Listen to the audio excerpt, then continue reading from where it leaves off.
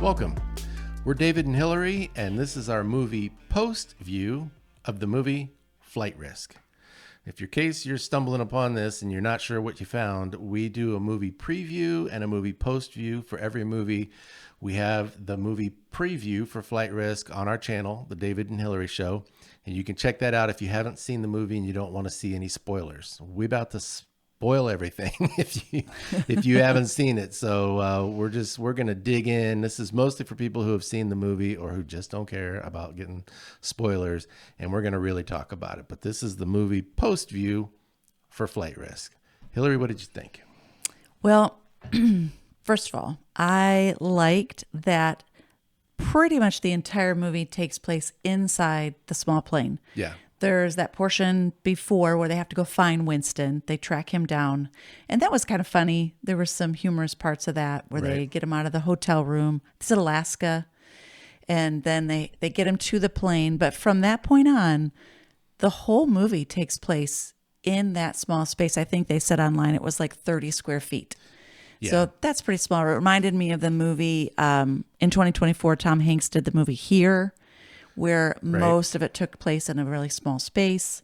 It's kind of different. I liked it. It didn't depend on... Here was a little different, but I understand what you're saying. It is kind of like a one scene for the most part. Yeah. A little bit at the beginning, a little bit at the end. We're in different places, but 98% of the movie was in one place in a small space. I think that makes it more challenging. They have to really depend on their acting, their dialogue. For sure. You're not just throwing in crazy stunts everywhere, although there was, stunts with the fight scenes and with the plane. Yeah, there was some action. Yeah. Yeah. But it is more challenging when you have basically just one set. Right. What about you? Yeah, we talked a little bit in the preview that neither one of us loved this movie, but it's worth talking about anyway because it wasn't terrible. I wanted to like it more than I did, but part of the reason I didn't love it, we talked about the crass language, and that was certainly part of it. But I just thought parts of it were really unrealistic. And, there's that old thing, you're supposed to suspend disbelief when you go to the movies because, the movies, especially, this isn't a documentary. It's not based on a true story. It's just supposed to be entertaining, and I understand that.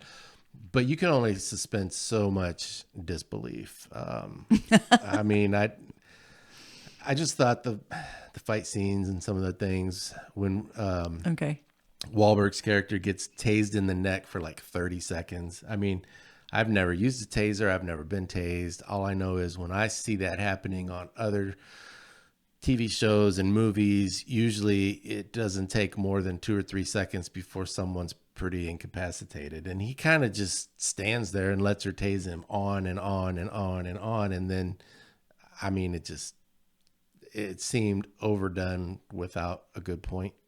Okay. So I didn't love that. I mean, that's from the guy that watches John Wick. I'm just saying. Well, John Wick's not my favorite movie franchise. Everybody's kind of got their own thing. I thought most of this movie played like there's a crazy guy on the plane and we have to figure out how to survive this situation. But it was supposed to be more or less done in a realistic way. Like if this really happened, what would you do? More realistic than John Wick. Yeah. I also thought probably it was the worst fake bald cap in the history of movies that I've ever seen.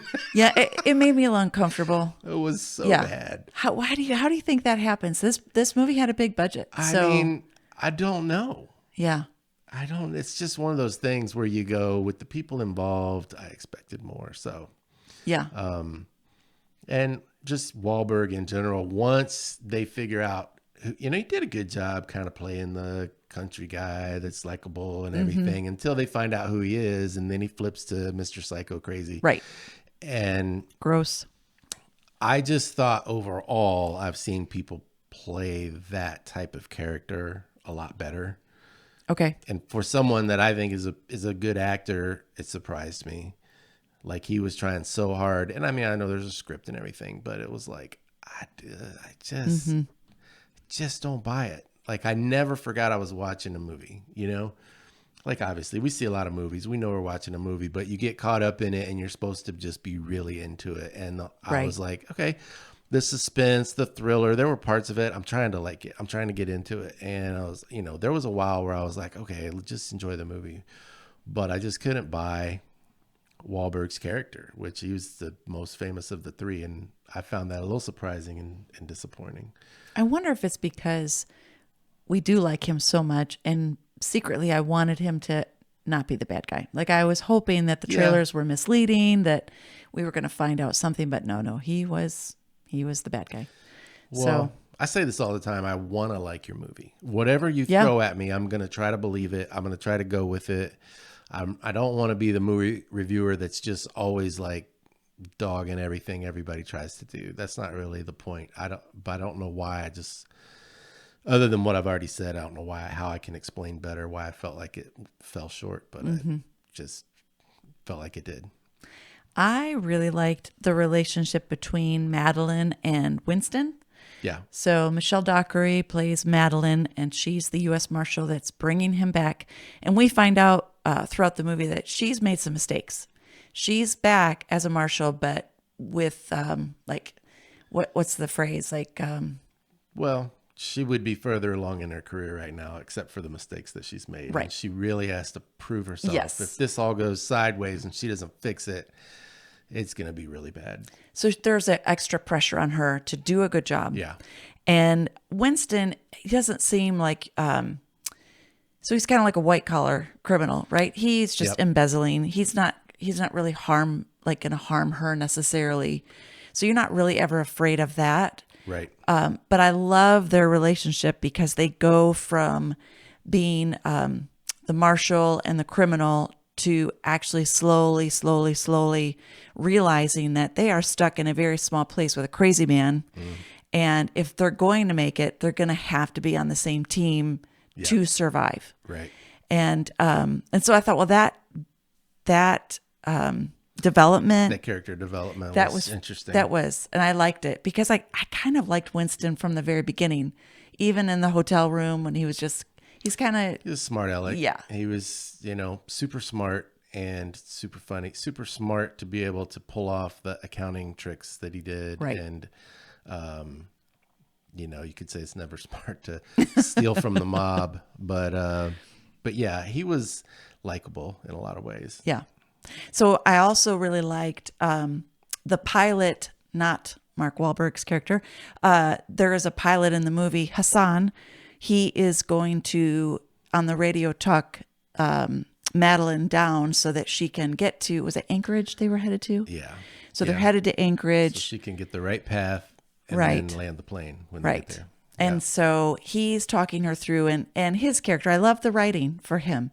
It was flirty and fun, and I really think he was also just trying to help her not to be too nervous. Right. Yeah.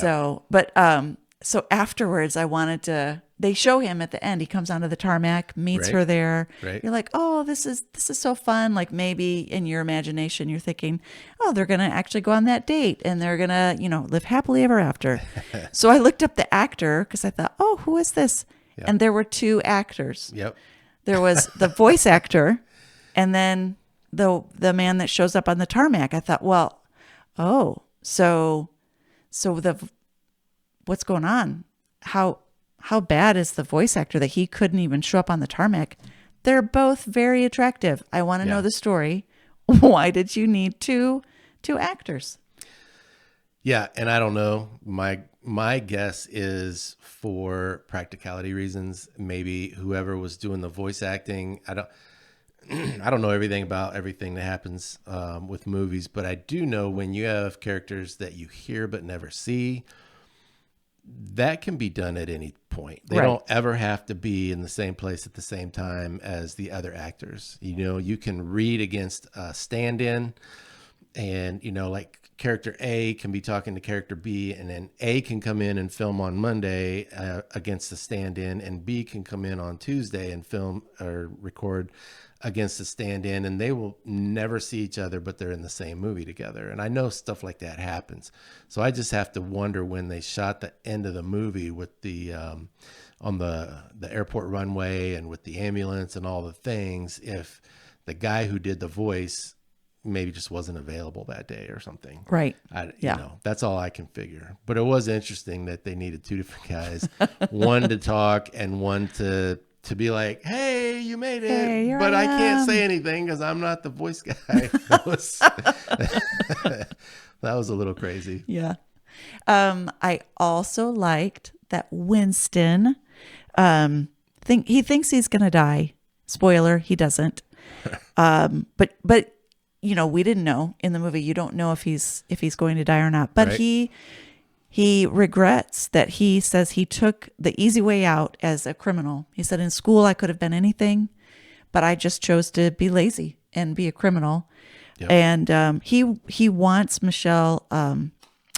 Sorry, what am I saying? Michelle's character, Madeline. Madeline. He wants Madeline to tell his mom. He said, "Could you tell my mom that at the end that I was doing a good thing, that I was helping?" Yeah. And of course, he doesn't die, so he's going to get to tell her himself. But Right. I thought, oh, he wants to tell his mom. Yeah. See, that was so sweet. I knew I liked him. He was a redeemable character. Yeah, and likable. He really was. Yeah. So Yeah. Well, I thought it was interesting, and then obviously it was written this way on purpose, but the character of Madeline was able to somehow subdue Daryl more than once and tie him up, and he got loose, and, you know, just all the things. And of course, that's what happens in a thriller, right? The bad guy, it was almost like a monster movie, or where they just won't die. Right. Exactly. Right. Almost like it wasn't a horror film by any stretch, but that part of it was almost like that plot line where no matter what you do, he's not going to die. Mm-hmm. And I might have thought that was interesting and a little crazy. And at one point, Winston's like, just shoot him. And I'm sure as a representative of the law, she's thinking, I can't just shoot him because plus I'm on thin ice here anyway. I can't screw anything about this mission up. It's going to go poorly for me in my job career.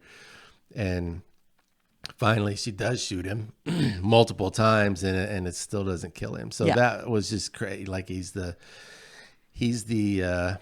antagonist that just won't die until he gets run over by a fire truck. And then it was crazy. I didn't see it being that kind of a movie either. Yeah. When we went into it. When the rescue workers they come to the plane and they're like, "Oh, we're so sorry. The other guy that fell out of the plane, he didn't make it. We ran over him." And they're like, "Oh, thank goodness." And the whole audience is thinking the same thing, like, "Oh, thank goodness." Yeah. But even at that, Winston goes in the ambulance. Yeah, Winston's not safe yet. Yeah. And so, do you want to tell about that?